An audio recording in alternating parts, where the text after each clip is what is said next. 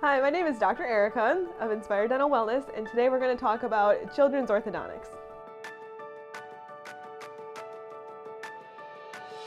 We see children of all ages. It just really depends on the child's cooperation level, where the parents are at, and kind of what treatment they're looking for, what they want to get out of it. The youngest child we have in an appliance right now is probably 4, and we go, through all ages. It's never too late, but the earlier the better. So we really do like to see kids super early because we can get a good head start on everything and really maximize their growth instead of just kind of forcing things into a position to look good.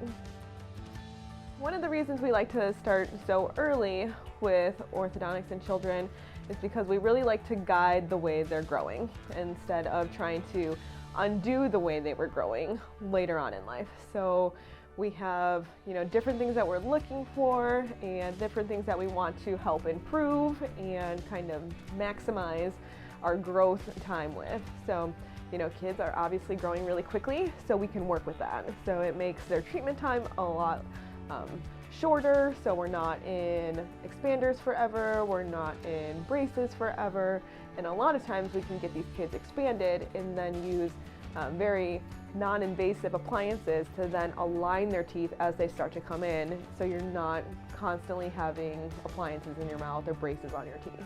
So another big reason why we like to get children as early as possible is because they are growing so quickly. So, by the time they are 6 years old, a lot of their growth is already done. So most of their lower jaw growth is done. So if we haven't, maximized that and really guided that, then they're going to be in appliances for a lot longer. It's never too late, but still, if we can do it sooner and have that appliance work with their growth instead of forcing growth, it's a lot easier on the patient, it's a lot easier on the parents, and it really makes the experience just a lot better. Some of the things we do a little bit differently is that we're looking at the complete structure. So we're just not looking at teeth. Yes, we do want straight, pretty teeth, and we will get that. We'll get a nice wide smile and everything will look really good, but we also want to function really, really well. So what does that mean? So we want to be able to breathe through our nose easily. So that means we don't have deviated septums. That means the floor of our nose, which is also the roof of our mouth, is really nice and wide. So we have, optimal space for getting that air. We also want our jaws to be more forward than most people have them, because we want the airway that is behind those jaws to be nice and wide and open, so that you have a nice big garden hose instead of a little stir straw for an airway, so that you can breathe well, so that you can swallow well. The other thing that we're really concentrating on is looking at your jaw joint position. So even children can have jaw joint problems. Have TMJ is what people normally say they have. Little kids have pain when they chew too if their jaw is too far back. So we really want to bring all of that forward for just having an optimal structure for the rest of your lifetime. If your providers have told you to wait, come here for a consultation and we can help you before you wait until it's too late. Like, we really want to optimize things while they're still able to grow. And that's going to decrease the amount of time that they're going to be in appliances, that they're going to be dealing with, breathing issues, sleeping issues, eating issues, all the things that are going to arise. So one of the major goals when we are expanding a child's mouth, from anywhere from young child to older child, is that we're going to make enough room for all of the teeth to come in. So, even though a lot of people think that, extracting wisdom teeth is okay, and sometimes you need a tooth pulled to make enough room to have a good smile, we really want all those teeth in your mouth. And that's because it's going to create enough space then for your tongue to be in your mouth. So if we take teeth out and then smush everything together, then we're not going to have enough space for your tongue. So where's your tongue going to go? Well, we're either going to bite it, we're going to get it pushed back into our airway, which is going to create breathing problems.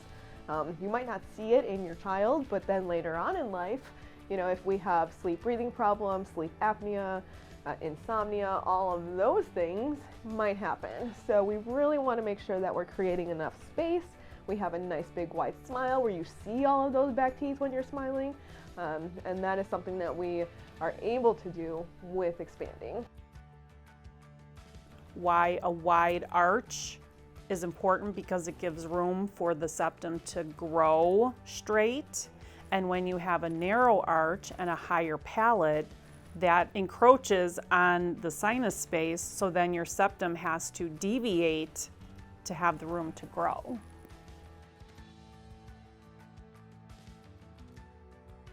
So some of the things you might notice as a parent is that your child has really poor sleep. That can be because they don't have enough space in their mouth, which means they're not breathing well. So that looks like moving all over the place in the bed, waking up in funny positions, which means that they are really not sleeping well and trying to find a good position to open their airway. They'll have their head extended, which means they look like they're trying to really stretch, and they'll have their mouth open. So those are a lot of different things.